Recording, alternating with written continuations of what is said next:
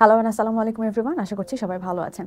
আজকের ভিডিওতে আমি এমন একটা বিষয় নিয়ে কথা বলবো যেটা আমার মনে হয় অনেকেরই সমস্যা। সেটা হলো ইংরেজি বুঝি কিন্তু বলতে পারি না। ইভেন এই বুঝি কিন্তু বলতে পারি না প্রবলেমটা আমি নিজে এখন ফেস করছি ডেনিশ ল্যাঙ্গুয়েজ শেখার সময়। সো এই সমস্যাটা যে শুধু ইংরেজি শেখার ক্ষেত্রে হয় ব্যাপারটা কিন্তু সেটা না। যে কোনো ভাষা শেখার ক্ষেত্রে এটা একটা খুব কমন প্রবলেম। যদি এমন হয় যে আপনিও এই সমস্যাটা নিয়ে স্ট্রাগল করছেন তাহলে এই ভিডিওটা আপনার জন্য। ভিডিওর প্রথম পার্টে আমি কয়েকটা কমন রিজন বা সিচুয়েশনের কথা বলবো যেগুলোর জন্য সাধারণত আমরা এই প্রবলেমটা এনকাউন্টার করি। এরপর সেকেন্ড পার্টে এই সমস্যার কিছু সম্ভাব্য সমাধানের কথা বলবো যেগুলো আমার ইংরেজি শেখার ক্ষেত্রে কাজে দিয়েছিল এবং এখন ডেনিশ ভাষা শিখতেও অনেক হেল্প করছে।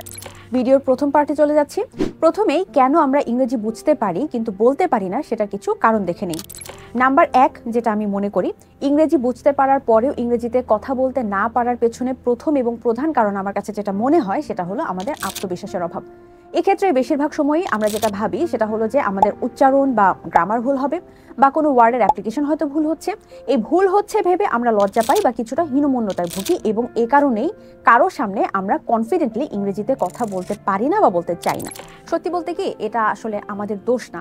আমাদের দেশের কালচারটাই আসলে এমন যে কেউ কোনো ভুল করলে তার ভুলটা শুধরে দেওয়ার বদলে অথবা তাকে আরো এনকারেজ করা যে ঠিক আছে ভুল করেছো, কোনো সমস্যা নেই, ভুল হতেই পারে, তুমি চেষ্টা করে যাও। এই যে সাহস দেওয়ার ব্যাপারটা এটাই আমাদের দেশের প্রেক্ষাপট থেকে চিন্তা করাটা খুবই আনইউজুয়াল এবং তার ভুল নিয়ে তাকে মক করা অথবা হাসাহাসি করা এই ব্যাপারগুলো খুবই কমন, যার কারণে আমরা আসলে ছোটবেলা থেকেই ভুল করতে ভয় পাই। আর এই ভুল করার ভয়ে আমাদের আত্মবিশ্বাসটা অনেক কমে যায়, যেটার কারণে আমরা ইংরেজিতে কথা বলার এই যে জড়তা সেটা কাটিয়ে উঠতে পারি না। 2 নাম্বার কারণ আমার কাছে যেটা মনে হয় যে কনসিস্টেন্ট প্র্যাকটিসের অভাব। শুধুমাত্র বই পড়ে বা ক্লাসে শিখে ইংরেজি বলা কঠিন। ইংলিশ স্পিকিং এর জন্য যেহেতু আমাদের স্কুল, কলেজ অথবা ইউনিভার্সিটিতে বাধ্যতামূলক কোনো এক্সাম দিতে হয় না, সেহেতু এটা শেখার জন্য আমরা সাধারণত খুব একটা ইফোর্ট দিতে চাই না। একদিন প্র্যাকটিস করলে পরে এক সপ্তাহ প্র্যাকটিস করি না। এভাবে ইনকনসিস্টেন্ট প্র্যাকটিসের ফলে যেটা হয় যে সপ্তাহখানেক বা মাসখানেক পরে আমরা নিজেদের মধ্যে কোনো ইমপ্রুভমেন্ট দেখতে পাই না, তখন হতাশ হয়ে যাই এবং তখন ইংরেজি শেখার আগ্রহ কমে যায়। 3 নম্বর কারণ আমি বলবো সুইটেবল পরিবেশের অভাব। আমাদের মাতৃভাষা বাংলা, আমরা আমাদের পরিবারে বাবা মায়ের সাথে বা ভাই বোনের সাথেও খুব একটা ইংরেজি কনভারসেশনে কমফোর্টেবল না। প্লাস হচ্ছে আমাদের সারাউন্ডিংস, ফ্রেন্ড সার্কেল এই জায়গাগুলোতেও আমাদের রেগুলার ইংরেজিতে কথা বলা বা প্র্যাকটিস করার স্কোপটা অনেক কম, যার কারণে আমাদের ইংরেজিতে কথা বলার ফ্লুয়েন্সি আনতে বেশ বেগ পেতে হয়। এখন চলুন দেখি কিভাবে এই সমস্যাগুলোর সমাধান করা যেতে পারে। 1 নম্বরে প্রথমে আমি বলবো প্র্যাকটিসের কোনো বিকল্প নেই। আমি আমার আগের ভিডিওতে বলেছিলাম প্রতিদিন 10 থেকে 15 মিনিট প্র্যাকটিস করা দিয়ে আপনারা শুরু করতে পারেন। প্রথমে নিজে নিজে প্র্যাকটিস করাটা জরুরি। কেন? কারণ হচ্ছে আপনি যখন প্র্যাকটিস করবেন তখন আপনি নিজেই অনেক কিছু একটু একটু করে শিখতে শুরু করবেন। তখন আপনার কনফিডেন্স লেভেলটা একটু বাড়বে আর তখন আপনি অন্য কারোর সাথে কথা বলতে গেলেও আপনার হেজিটেশনটা অনেকটাই কমে আসবে। এই একা একা প্র্যাকটিস করার জন্য আপনারা কয়েকটা টুলস অ্যাপ্লাই করতে পারেন। যেমন 1 নম্বরে গুগল ট্রান্সলেটর। আপনার মাথায় যে কোনো একটা সেন্টেন্স ঘোরাফেরা করছে কিন্তু আপনি সেটার সঠিক ইংলিশ ট্রান্সলেশনটা মিলাতে পারছেন না, তখন আপনি চট করে গুগল ট্রান্সলেটর দিয়ে ইংরেজিতে সেই সেন্টেন্সটা একবার দেখে নিতে পারেন।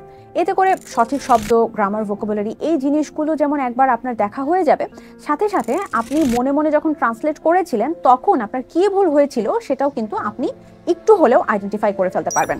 সো একা একা প্র্যাকটিস করার ক্ষেত্রে গুগল ট্রান্সলেটর আপনাকে অনেক হেল্প করতে পারে। ঘরে বসেই নিজে নিজে স্পিকিং প্র্যাকটিস করার ক্ষেত্রে আরেকটা ইফেক্টিভ টুল আমার কাছে যেটা মনে হয় সেটা হলো এআই। আজকালকার দিনে এই এআই এর অ্যাপ্লিকেশন অনেক অনেক সহজ হয়েছে।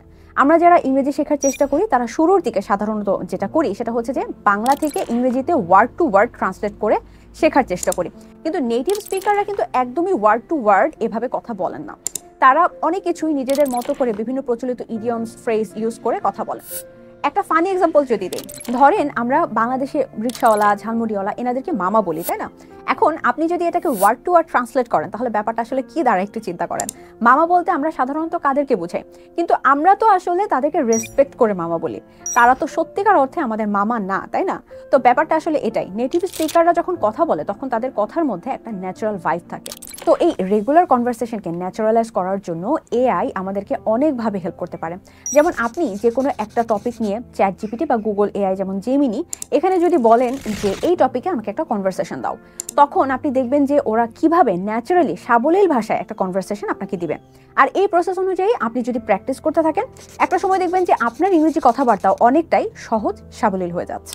এআই ইউজ করে কনভারসেশন প্র্যাকটিস করার একটা ডেমো যদি আমি দেখাই, ফর এক্সাম্পল চ্যাট জিপিটিকে যদি বলা হয় যে সামার পার্টির উপর একটা কনভারসেশন দাও, তাহলেই দেখবেন যে কতটা ন্যাচারাল নেটিভ স্পিকারদের মতো একটা শর্ট কনভারসেশন আপনি পেয়ে যাচ্ছেন। এখানে দুইজন ফ্রেন্ডের মধ্যে একটা কনভারসেশন দেখানো হচ্ছে।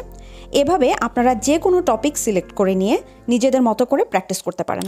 এই উপরের দুইটা প্রসেস কিছুদিন ফলো করার পর বা প্র্যাকটিস করার পর আপনি যখন দেখবেন যে আপনার জড়তা একটু কাটতে শুরু করেছে, তখন থেকে আপনি ধীরে ধীরে নিজেকে আরও একটু এক্সপোজ করার চেষ্টা করেন। প্রথমে আয়নার সামনে বা নিজের সাথে একা একা কথা বলার অভ্যাস করতে পারেন। সেই সাথে ইংরেজি প্র্যাকটিস করা হয় এরকম কোনো গ্রুপে যোগ দিতে পারেন।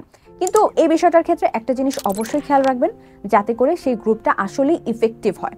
কারণ আমার অভিজ্ঞতা বলে যে এই ধরনের বেশিরভাগ গ্রুপে অপ্রয়োজনীয় কথাবার্তা, বাংলায় কথাবার্তা, গল্প, আড্ডা এসবই বেশি হয়। আপনি যদি দেখেন যে আসলেই এরকম কোনো ইফেক্টিভ গ্রুপ আপনি খুঁজে পেয়েছেন, তাহলে জয়েন করবেন, আদারওয়াইজ এগুলোকে অ্যাভয়েড করাটাই ভালো। সেম ব্যাপারটা স্পিকিং পার্টনারের ক্ষেত্রেও প্রযোজ্য। যদি এমন কোনো স্পিকিং পার্টনার আপনি খুঁজে পান যিনি আসলেই ইংলিশ স্পিকিং ইমপ্রুভ করার ব্যাপারে সিরিয়াস, তাহলে এই ধরনের পার্টনারের সাথে ইংরেজি প্র্যাকটিস করতে পারেন। আদারওয়াইজ অযথা সময় নষ্ট করার কোনোই দরকার নেই। আর এগুলোর সাথে ইংরেজি মিডিয়া কনজাম্পশন বাড়াতে পারেন। ইংরেজি সিনেমা, সিরিজ, মুভি, গান, ইউটিউব ভিডিও, যেটা আপনার ভালো লাগে সেটাই দেখুন এবং শুনুন। এতে করে আপনার প্রোনাউন্সিয়েশন আস্তে আস্তে ক্লিয়ার হবে, ভোক্যাব বা শব্দভাণ্ডার বৃদ্ধি পাবে এবং এগুলোর অ্যাপ্লিকেশনের এরিয়া সম্পর্কে ধারণা বাড়বে। আমার আগের ভিডিওতে আমি নেইবারহুড ইফেক্টের কথা বলেছিলাম। এই অ্যাকশনটা আমার কাছে খুবই এফেক্টিভ বলে মনে হয়। চাইলে আপনারা সেটাও ট্রাই করতে পারেন এবং এটা আমি অবশ্যই রেকমেন্ড করব। Last but not the least, লোকে কি বলবে এই ভয় থেকে বেরিয়ে আসাটা খুবই জরুরি। যাদের বলার তারা বলবেই। দেখবেন যারা আপনাকে নিয়ে জোক করে তাদের বেশিরভাগেরই নিজেদের তেমন কোনো সফলতা নেই। যারা কষ্ট করে যোগ্যতা অর্জন করে তারা কখনোই অন্যদের ভুল নিয়ে হাসাহাসি করে না। যে লোকগুলো শুরুতে আপনাকে মক করবে, আপনাকে নিয়ে হাসাহাসি করবে, দেখবেন আপনি সফল হলে সেই লোকগুলোর চেহারাই পাল্টে যাবে। তখন ঠিকই তারাই আপনাকে বাহবা দিবে। ভুল হওয়াটা স্বাভাবিক, ভুল করেই শিখতে হয়। তাই সাহস নিয়ে ইংরেজিতে কথা বলতে থাকুন, সময়ের সাথে সাথে উন্নতি অবশ্যই হবে। আচ্ছা, আমার লাস্ট ভিডিওতে একজন বলেছিলেন যে আমি ইংরেজি শেখাই কিন্তু ইংরেজিতে কথা বলি না কেন। প্রথমে যদিও প্রশ্নটা আমার কাছে খুবই জোকি লেগেছিল, কারণ আমার কাছে মনে হয়েছিল যে আমাদের দেশের টিচাররা যখন আমাদেরকে ইংরেজি শেখান তখন তারা কি ইংরেজিতে কথা বলেন, অথবা যারা আরবি শেখান তারা কি আরবিতে কথা বলেন। কিন্তু তারপরে আমার মনে হয়েছে যে কোনো প্রশ্নই আসলে সিলি না। যিনি প্রশ্নটা করেছেন তিনি অবশ্যই কিছু না কিছু গঠনমূলক চিন্তা করেই করেছেন। এনিওয়ে, প্রথম কথা হলো আমি টিচার না, আমি আমার নিজের লার্নিং এক্সপিরিয়েন্সগুলো আপনাদের সাথে শেয়ার করার চেষ্টা করি। অ্যান্ড সেকেন্ডলি, আমি বাংলা ভাষায় কন্টেন্ট ক্রিয়েট করি কারণ আমার সিংহভাগ অডিয়েন্সই বাংলাদেশি এবং তারা বাংলায় বেশি স্বাচ্ছন্দ্য বোধ করেন। ইংরেজি শেখার টিপস দেওয়ার ক্ষেত্রেও আমি সবসময় চাই আমার অডিয়েন্স সহজে যেন সব কিছু বুঝতে পারে এবং উপকৃত হতে পারে। যদিও আমি মাঝে মাঝে কিছু ইংরেজি ওয়ার্ড বা সেন্টেন্স ব্যবহার করি, কিছুটা করি অভ্যাসের কারণে আর কিছুটা ইন্টেনশনালি করি, বিশেষ করে যখন প্রয়োজন হয়।